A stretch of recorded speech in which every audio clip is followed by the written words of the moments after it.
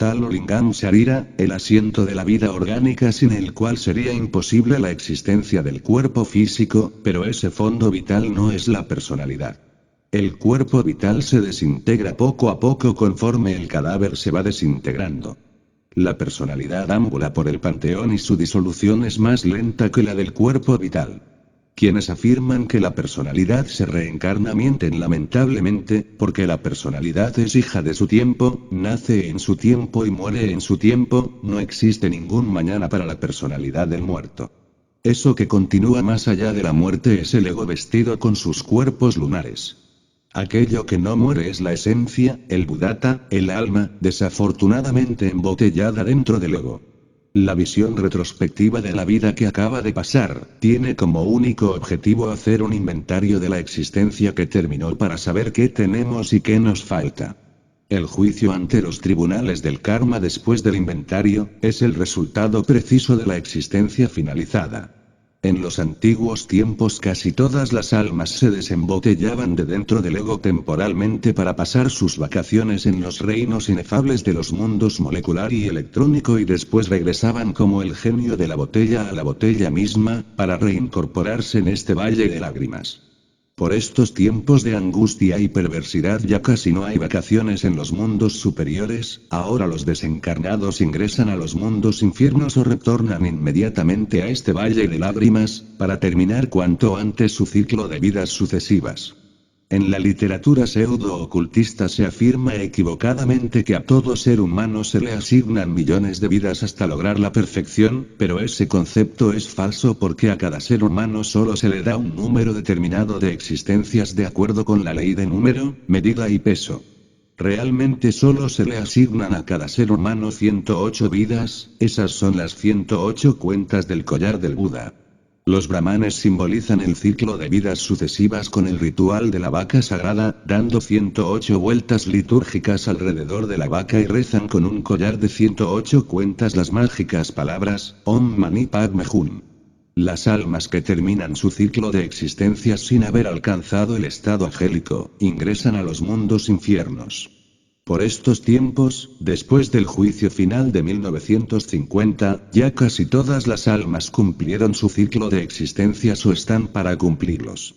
Ahora los desencarnados están ingresando en oleadas a los mundos infiernos porque los tiempos están vencidos.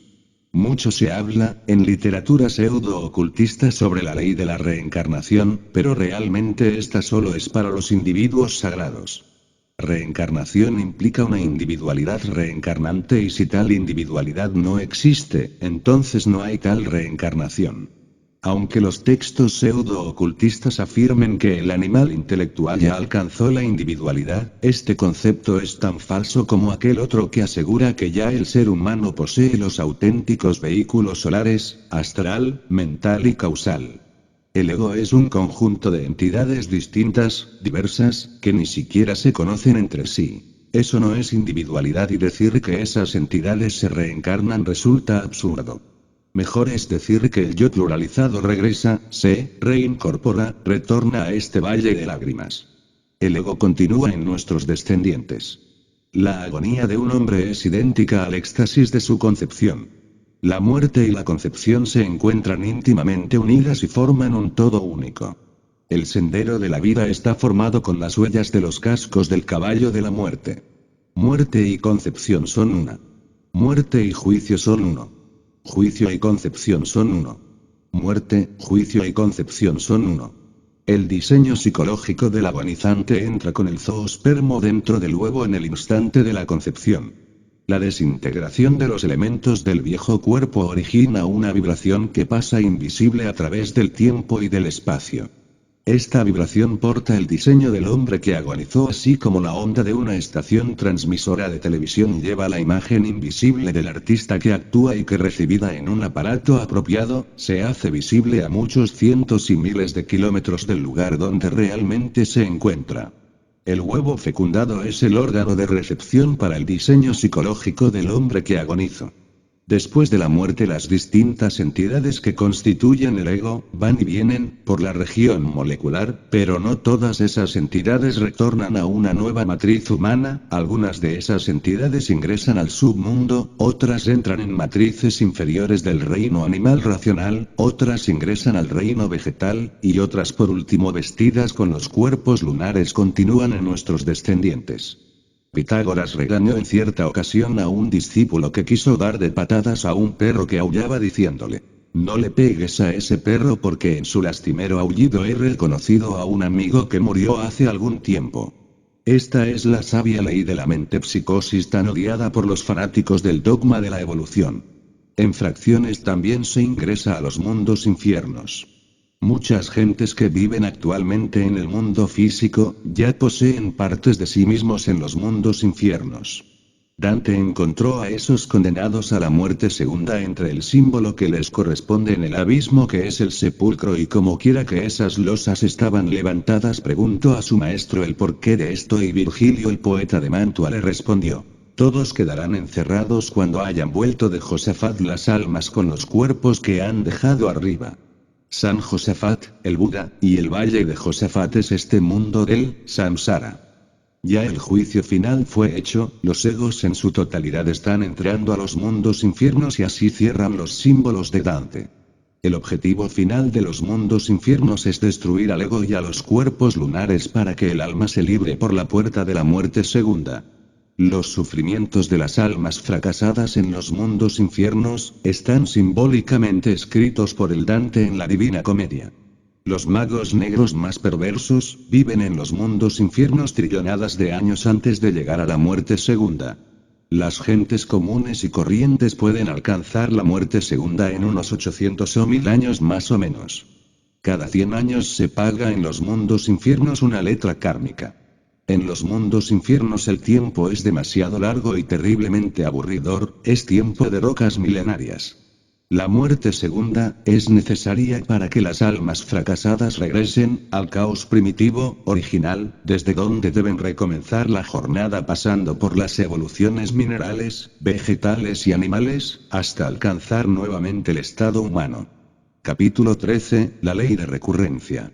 Analizando a fondo juiciosamente la teoría de la reencarnación tal como la han expuesto por estos tiempos los distintos pensadores pseudo-esoteristas y pseudo-ocultistas, llegamos a la conclusión de que todos esos autores están totalmente confundidos. La doctrina de la reencarnación viene del culto de Krishna, que es una antigua religión védica. Desafortunadamente esta sublime doctrina fue muy adulterada por tantos y tantos reformadores. En el culto de Krishna se ha dicho sabiamente que solo los dioses, semidioses, héroes, titanes, reyes divinos, maestros y guías de la humanidad se reencarnan, pero las diversas escuelas de tipo pseudo-esotérico y pseudo-ocultista propagaron esta idea en forma equivocada, diciendo a las multitudes que todo ser humano se reencarna. Junto a la idea de la reencarnación existe en el Hindustán la idea de la transmigración de las almas, la reincorporación de las almas humanas en criaturas animales. Es claro que el orgullo humano es terrible y como es apenas natural, de ninguna manera fue aceptada la teoría de la transmigración de las almas considerando dicha idea como una alteración o distorsión de la sabia doctrina de la reencarnación. Jesús el Cristo en los 4 evangelios hace énfasis en la dificultad para entrar al reino. Jamás dijo el gran maestro que todos los seres humanos entrarían al reino. En esto entra la ley de la selección natural. Muchos son los llamados y pocos los escogidos. Toda la especie humana, a excepción de unos pocos, ingresa a los mundos infiernos, donde termina con la muerte segunda. Este acontecimiento se repite siempre en todos los mundos del espacio infinito. Ya dijimos que solo por la muerte segunda se liberan las almas perdidas de los mundos infiernos. La ley del eterno retomo trae siempre a las almas fracasadas que vivieron en el submundo y que pasaron por la muerte segunda, a una nueva manifestación cósmica.